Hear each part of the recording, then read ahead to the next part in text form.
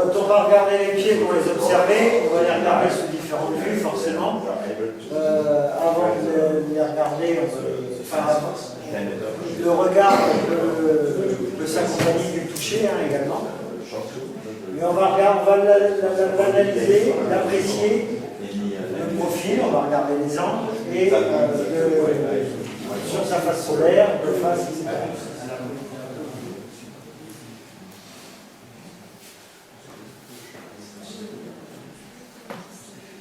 Donc, pour comprendre comment on a monté le carnet de santé du pied, on est parti du spectrum comment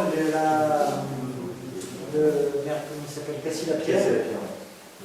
Cassie-Lapierre, c'est un maréchal américain qui s'est orienté vers le parage et qui vend de la formation aujourd'hui dans plusieurs pays sur sa méthode de parage. Et il a ce qu'il appelle un spectrum, donc c'est une grille de mesure, d'évaluation plutôt, pour savoir, enfin il note tous les pieds pour savoir dans quelle catégorie ce cheval-là que je vais pas tarder à faire est au niveau de la santé de son pied. Alors, sa grille de lecture a été établie sur 9 critères. C'est assez compliqué à utiliser parce que selon l'expérience de chacun, on ne va pas avoir la même analyse du pied. Si on est veto ou maréchal, on ne va également pas avoir la même analyse du pied.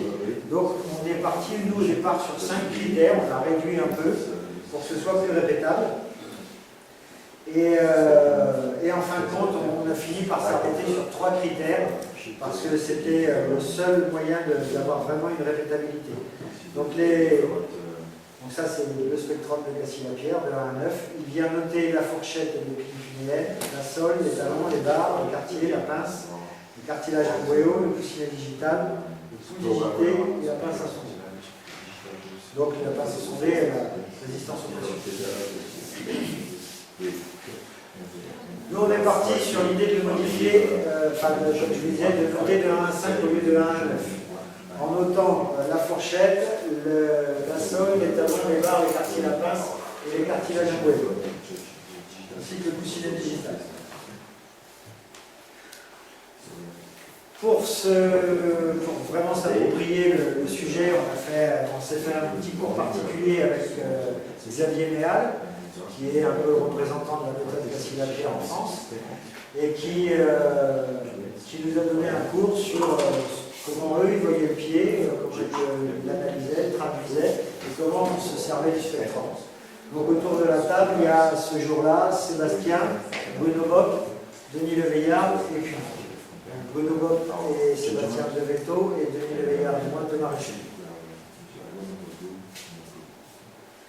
Donc on a vu plusieurs chevaux, on les a revus à chaque fois 2 fois en laissant un temps de passage. Donc on les a notés une première fois, on est passé sur un canasson, puis un autre, on a revenu au premier, on a remonté une deuxième fois. Déjà pour voir si nous, on arrivait à répéter. Ça paraît con de noter 2 fois le même cheval, ben, je vous garantis que vous n'avez pas toujours les mêmes notes, voire même pas souvent. Donc c'est intéressant comme exercice. Et après, comparer ensemble ce qu'on a évalué. Est-ce qu'on a tous vu les mêmes choses ou est-ce qu'on a des avis différents? Donc, est-ce que le spectrum est répétable? Est-ce qu'on peut vraiment s'en servir? Qu'on soit cavalier, veto, maréchal, quel que soit notre niveau, ou pas. C'est pour ça qu'on est arrivé. On a fait essayer, pas que nous, derrière, il y a beaucoup d'écoles qui se sont mis, qui ont joué le jeu, qui ont testé les pieds avec la grille d'évaluation sur 3 critères d'évaluation, c'est ce qu'on a connu. Et ça a été, cette matière écoutée a été traitée par les logiciels CAMA pour nous donner notre indice de répétabilité et faisabilité. Après, donc le CAPA, c'est un test statistique. En fait, en clinique, il faut être comme ça, quoi. C'est-à-dire que au-dessus de 0,4, c'est pas mal.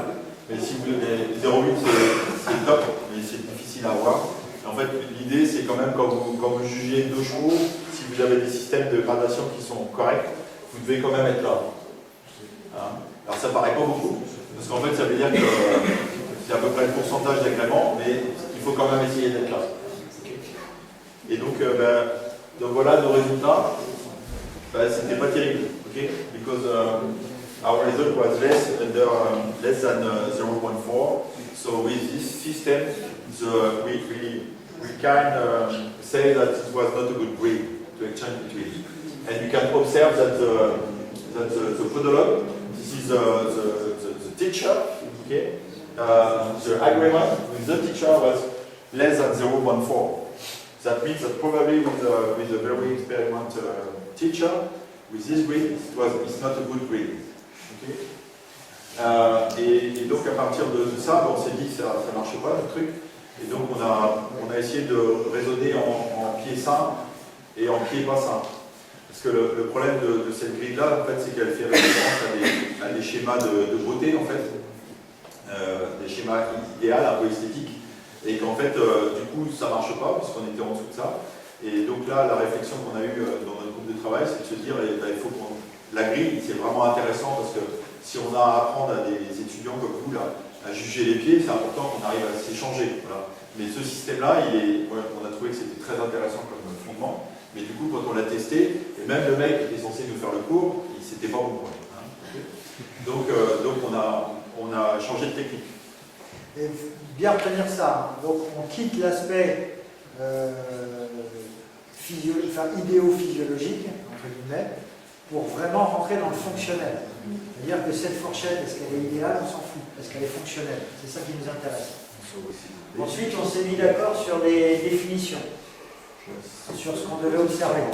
Donc, au niveau de la couronne, la définition, là, on est quelques-uns quand même autour de la table, et selon les sujets, il y a eu des débats animés. Ça n'a pas été simple de se mettre d'accord sur les définitions. Donc, je peux vous dire que là, telles qu'elles sont là, sont vraiment objectives. Donc, le pied simple présente une couronne plane, légèrement bombée, et sans effondrement palpable, en faisant le tour de la couronne au doigt. Donc, on fait le tour de la... Alors, déjà, dans l'aspect, elle doit être plus ou moins droite, légèrement bombée au pied, mais surtout pas d'incurvation dans les reliefs. Quand on fait le tour du doigt, quand on passe son doigt tout autour de la couronne, en appuyant légèrement, on ne doit pas avoir de trous à certains endroits, sauf au niveau des mamelles, mais là, c'est normal.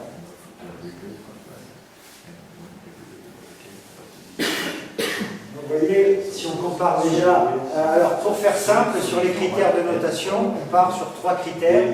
Est-ce que c'est normal? Est-ce que ça fonctionne bien? Est-ce que ça pose le doute? Est-ce que c'est douteux? Est-ce que la fourchette ou la couronne en l'occurrence, est-ce qu'elle est correctement dessinée? Elle présente un aspect normal? Ou on est déjà dans quelque chose d'un peu anormal? Okay. Et on note par A quand on est sur de l'anormalité totale. Donc la différence entre le douteux et l'anormal, c'est peut-être le temps de réadaptation possible. Okay. Là, c'est douteux. On a une couronne qui remonte ici au niveau des quartiers, mais on sait qu'avec un travail approprié, on peut revenir assez rapidement à la normale. Okay. Par contre, si on le laisse comme ça, à terme, on peut se retrouver avec un pied complètement anormal qui va passer sa zone de sécurité. Qu'est-ce que vous voyez là?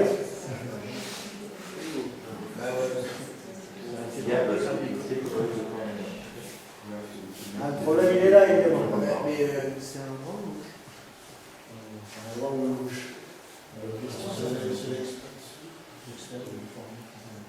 Alors les vétos, c'est un droit ou c'est un gauche? Si même les maréchaux ne savent pas, là on devrait dire. C'est un cheval mal ferré. Is it the right?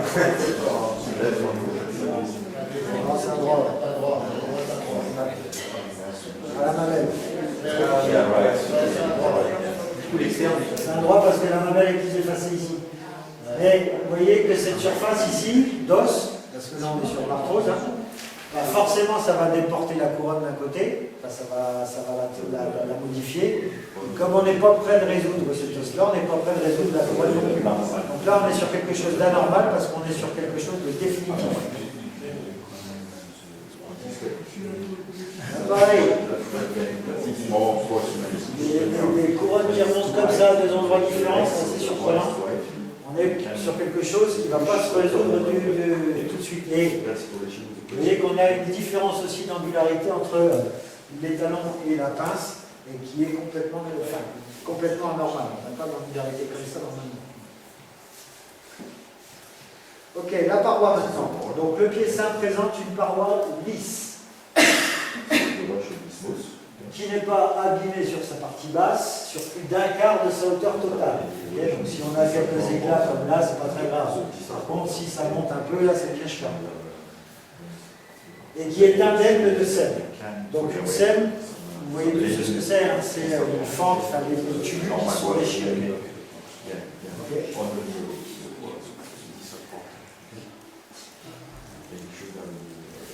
Vous voyez ici, on a une paroi qui est complètement cassée de ce côté-là, qui remonte au niveau d'un tiers de son pied. Donc on est sur quelque chose de douteux seulement, parce que tout le reste du sabot est correct.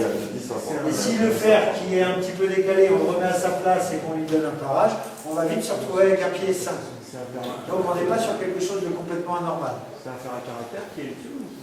Non, je crois qu'il n'y a qu'un pinceau maintenant.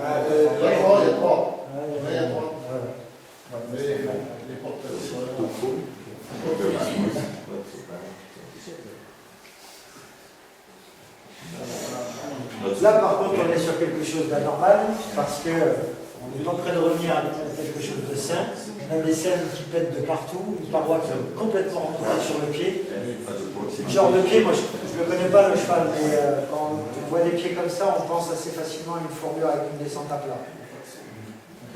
Toute la bonne cornée est remontée, parce que le pied s'est effondré dedans, et il va faire redescendre une bonne cornée totale. C'est pas simple, j'espère. Donc le pied va avoir des conséquences qui vont rester très très très. Il y a pas même un assèchement de période là. Ah oui. Si, oui, bien sûr. Mais c'est pas une période conjugale.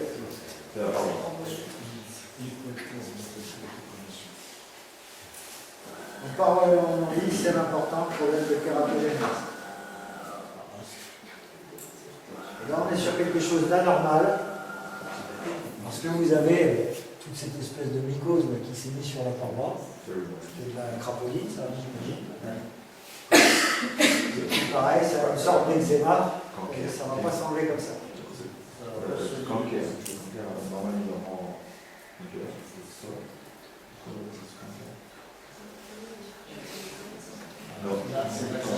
Alors, c'est là, ça c'est le sujet qui nous a posé le plus de problèmes pour nous mettre d'accord. Le pied saint présente des lignes de pouce régulières, peu profondes et parallèles entre elles. Une surcharge localisée induit une ligne de contrainte qui ne fait pas le tour du pied. Un changement de l'état général du cheval modifie les lignes de pouce sur les quatre pieds et à la même hauteur de la paroi.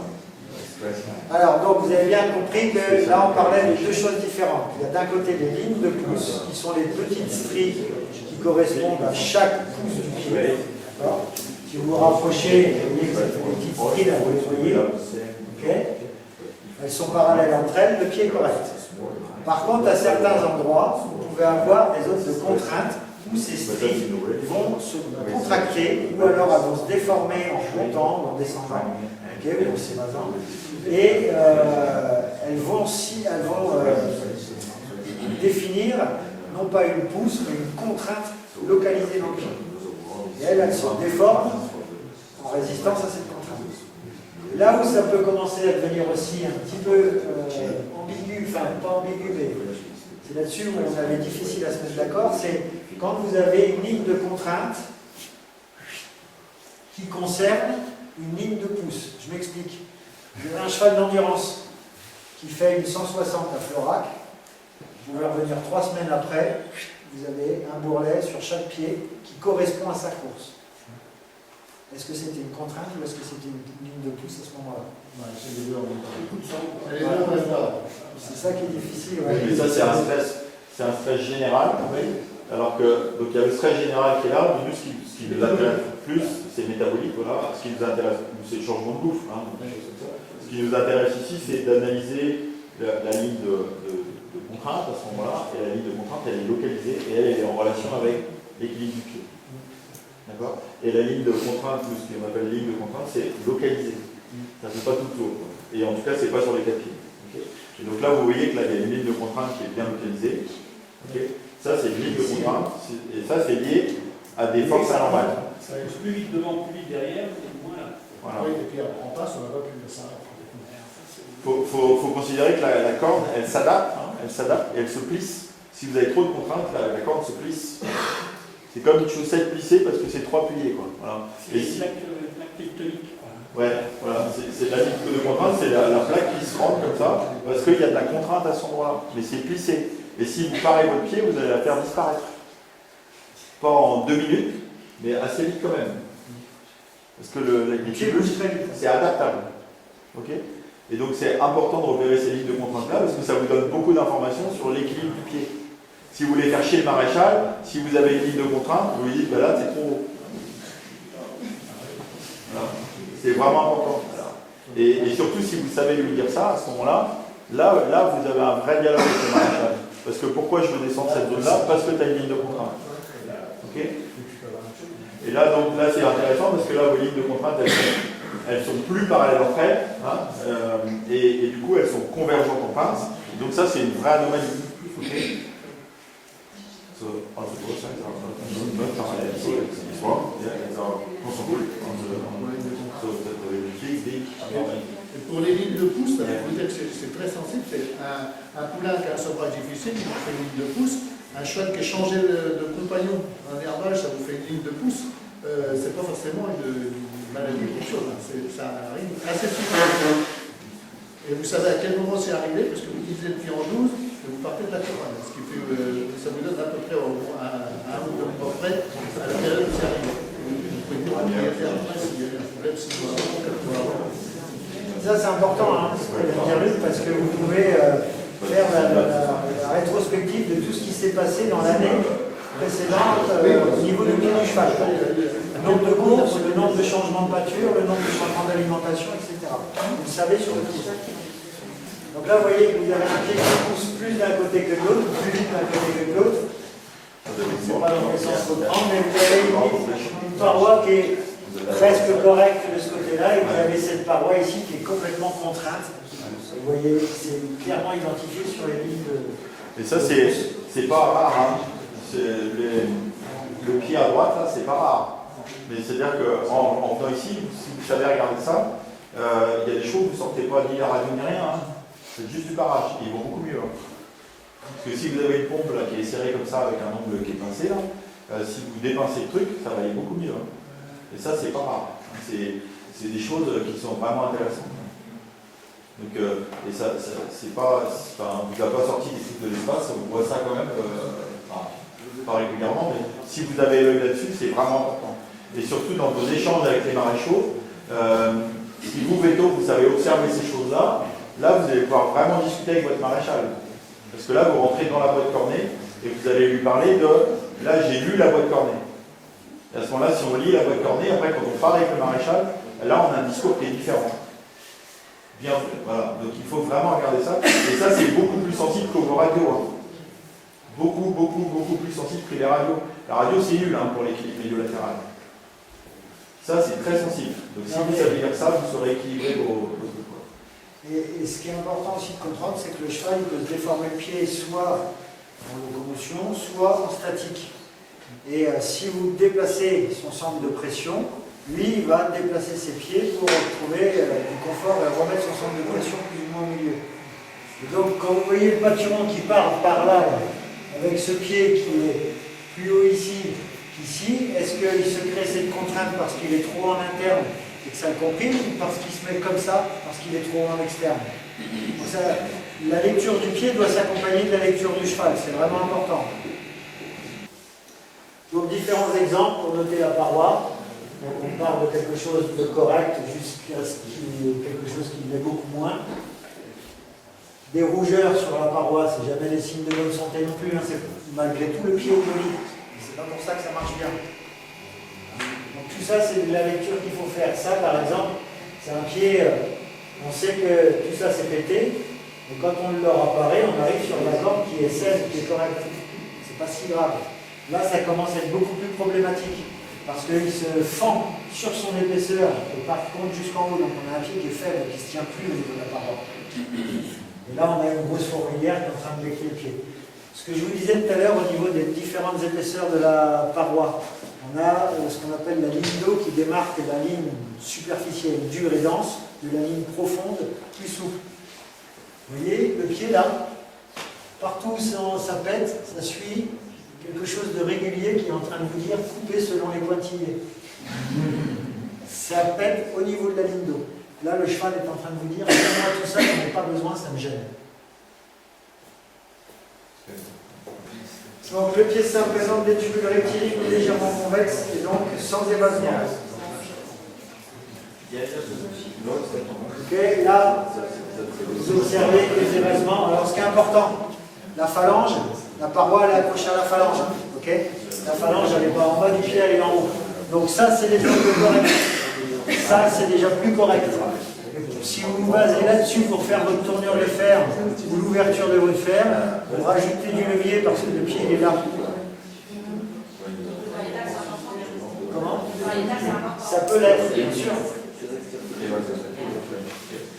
Et en s'enlevant l'idée d'esthétique pour te répondre.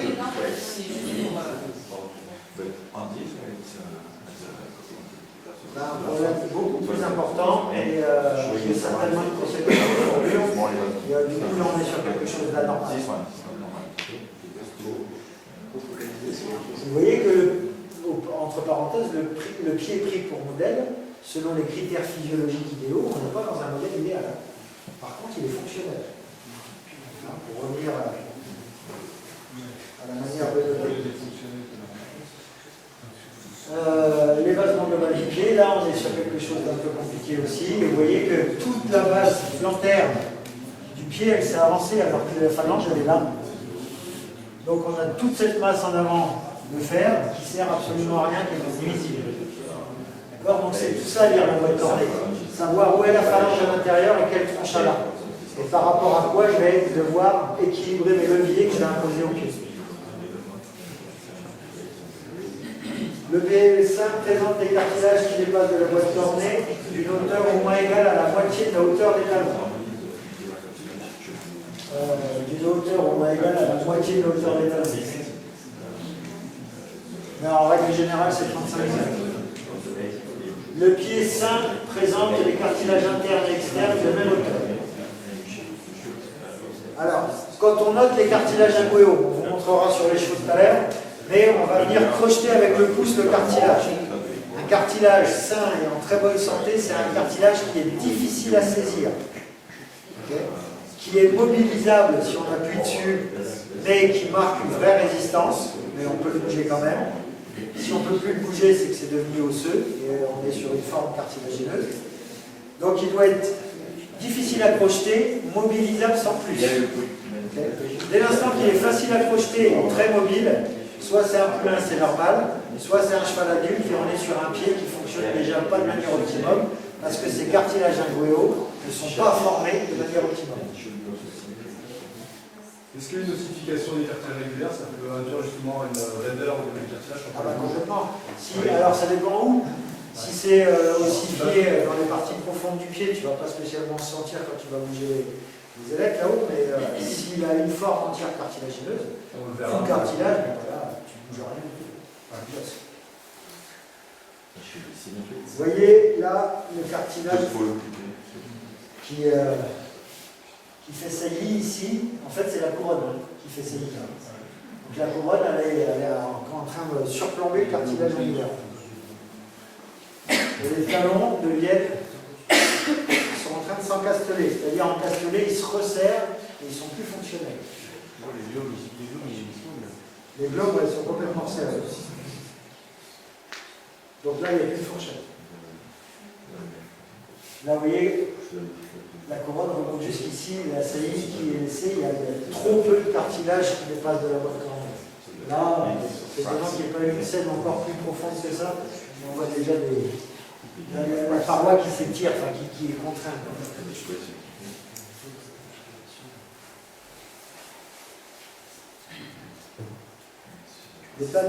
Le talon chevauchant. Alors, vous avez déjà entendu parler de ça, chevauchant? Ben c'est ça. Ça, on va en parler là. Si vous avez prenez vos pieds là, vous avez un talon qui monte comme ça. Ça c'est un talon chevauchant. Chevaucher c'est le petit. Enfin, souvent on parle de chevaucher. Oui. Voilà. Mais c'est si vos trucs montent comme ça, d'accord? Donc ça c'est vraiment important parce que ça fait partie de l'équilibre du pied. Talon chevauché, chevauchant, c'est là. Nous, ce qu'on voit chez les vétos, c'est la hauteur du talon. Parce qu'il y a des chevaux qui n'ont pas les deux talons au même niveau. Talon chevauchant, talon chevauchant.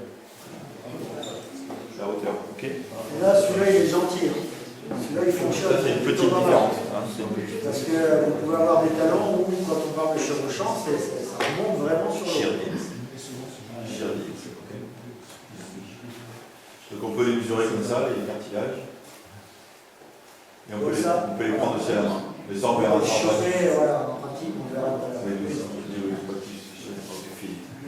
Ça, on peut avancer aussi, on verra. Le pied simple présente une ligne blanche régulière, le sol non convexe et non déformable au pouce, et un lemme de laine, seul et absent. La sole, c'est le plus difficile à noter. Convexe.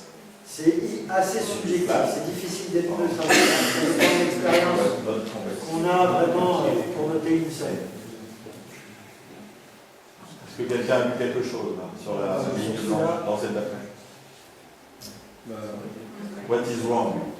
Qu'est-ce qui vous choque? C'est sur la ligne blanche. Mais qu'est-ce qu'elle a? Qu'est-ce qu'elle a? Enfin, qu'est-ce qu'elle dit? Elle est défensive. Qu'est-ce qu'elle a? Pourquoi elle est défensive? Là, Non, l'autre côté. ah,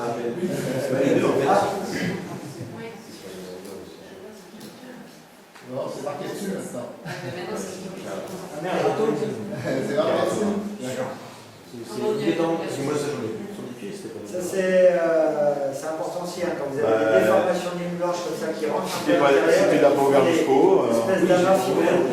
Ça c'est les Bah, carats. Il n'y avait aucune bosse sur la paroi. Et là, ça peut être mou. Ça fait des petits cartons. Ou c'est complètement dur. C'est plutôt dur en général. C'est comme une chair à patate. C'est like le prototype. D'accord. Et ça, c'est pas bien. Ça, c'est quand la bonne sole, elle est convexe. Là, ça pue. Là, il n'y a pas assez de sol. Et en plus, il n'y a pas de paroi pour soutenir le cheval. Tout pose sur le sol. Le pied simple présente des barres visibles, symétriques, relativement droites et formant une arête avec la sole. Alors, les barres, là, pour les vétos, les barres, c'est ça. Hein. D'accord? Les barres, c'est ça. Ok? Et donc, il faut qu'on les voit. Ça, c'est la première chose.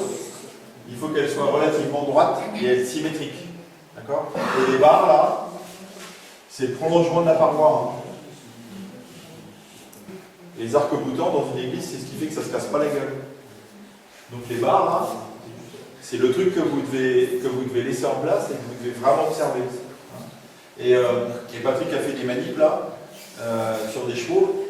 Il s'est amusé à soit couper le carrière pour la théorie de casser la pierre, sa théorie de la fourbure, là, qui est de se dire que c'est le carrière qui ne va pas, et en fait tu fais couper le carrière, tu ne t'effondres pas ton pied. Par contre, si tu coupes les barres, tu effondres ton pied. 18 fois sur 20, vous allez faire la part.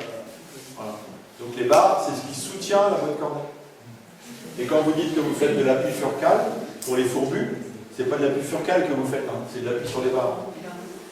D'accord? Et donc si vous faites de l'appui sur les barres, il faut remplir les lacunes avec un truc qui est dur pour renvoyer la pression sur les barres. D'accord? Mais les barres, c'est le truc, s'il y a un truc à retenir aujourd'hui, c'est que les barres, ça sert à soutenir le pied. Et quand vous avez un fourbu que vous faites que de l'angle palmaire, eh ben, vous faites la moitié de votre job. Hein. Parce que si vous faites que de monter l'angle palmaire, vous réduisez la tension du fissure profond, donc vous évitez peut-être un peu la bascule, mais vous ne soutenez pas votre pied hein, si vous ne remplissez pas vos barres. Okay? C'est plus intéressant du coup de remplir juste les barres plutôt que de couvrir la fourchette comme on fait généralement quand on met un silicone. Tout est englobé et on se retrouve avec des fourchettes atrophiées, qui pourrissent, qui sont écrasées. Ouais, mais t'as pas le choix. Ouais, c'est pour ça qu'on peut pas. Les barres, les gars, vous faites un peu. Quand on dit rectiligne, quand on dit droite, les barres doivent être droites, c'est dans leur direction. Hein. C'est pas dans leur angularité, parce que plus elles sont droites dans leur angularité, moins c'est confortable pour le cheval. Vous avez vu tout à l'heure, le pâturon descend, ça écrase le coussinet, les talons s'ouvrent, ok? Si c'est droit, ça fait mal, parce qu'il n'y a aucune possibilité d'ouverture.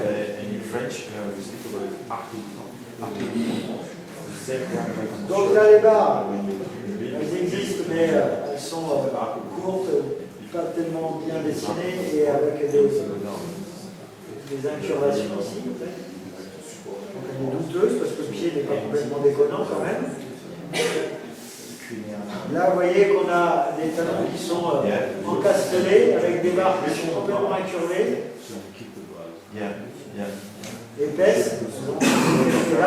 Et là, pour le coup, elles sont peut-être trop. Oui, il y a trop de résistance dans le pied, ça peut plus s'ouvrir.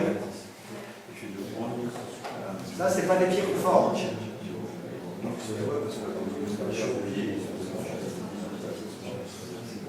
Là, c'est le talon chevauchant.